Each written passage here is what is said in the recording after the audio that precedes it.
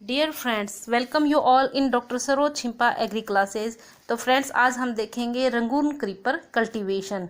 इसका common English name है Burma creeper और इसे हिंदी में मधुमालती और मराठी में इसको विलायती चंबेली के नाम से जाना जाता है। इसका बॉटनिकल नेम है कॉम्ब्रेटम इंडिकम। जो इसका बॉटनिकल नेम है वह इसके जीनस कॉम्ब्रेटम से लिया गया है। इसके नाम के कई सिनोनिम्स भी हैं, जैसे क्विस्क्वेलिस इंडिका, क्विस्क्वेलिस ग्रैंडिफ्लोरा, क्विस्क्वेलिस साइनेंसिस। यह है कॉम्ब्रेटेसी फैमिली की वाइन या क्रीपर है और यह डाइकोटिल्डिन फैमिली के अंतर्गत आती है। इसके अंतर्गत क्रोमोसोम संख्या 2n इज इक्वल टू 22, 24 और 26 है। कॉम्ब्रेटम इंडिकम सदर्न एशिया और ट्रॉपिकल अफ्रीका की नेटिव मानी जाती है। यह एक बहुत बड़ा जीन्स है जिसके अंतर्गत 250 स्पीसीज आती है और इसका स्प्रेड ट्रॉपिक्स और सब ट्रॉपिकस रीजन में पाया जाता है।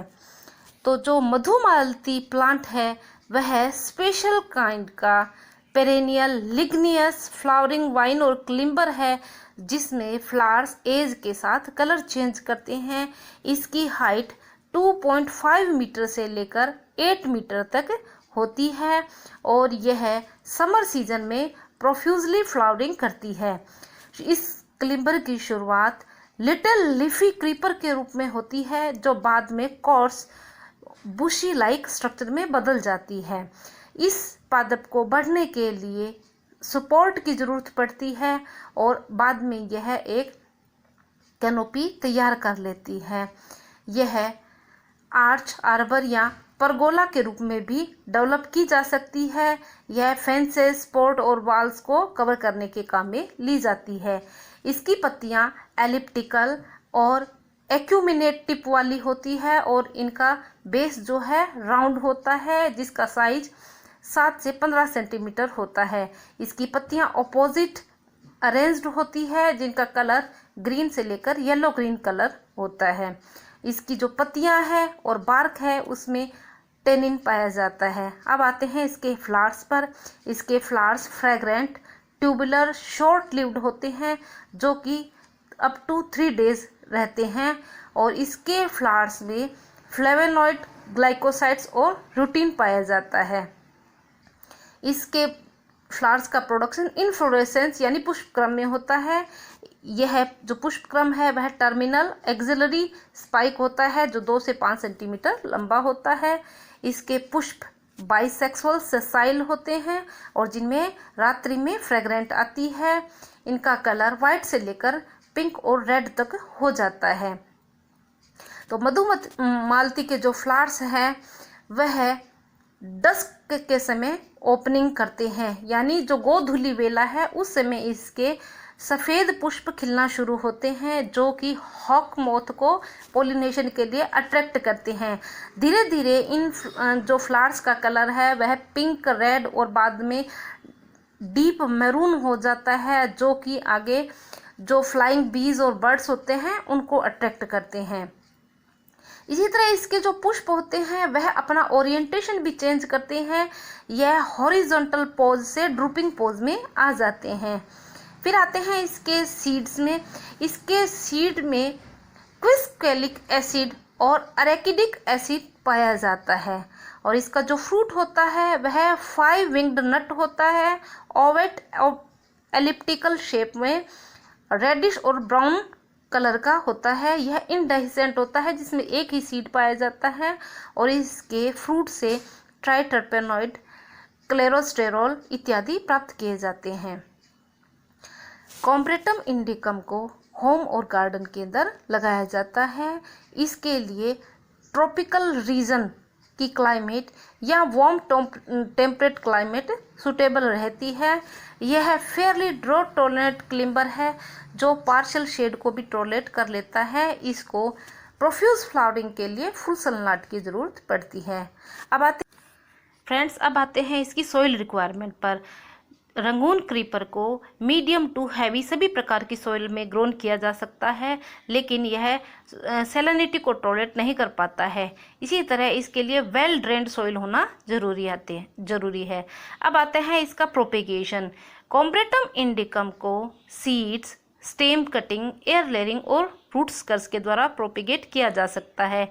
इसके सीड्स के द्वारा अगर हम प्लांट डेवलप करना चाहें तो फ्रेशली जो सीड होते हैं उनको हार्वेस्ट करके लगाया जा सकता है, जो इजीली जर्मिनेट कर जाते हैं।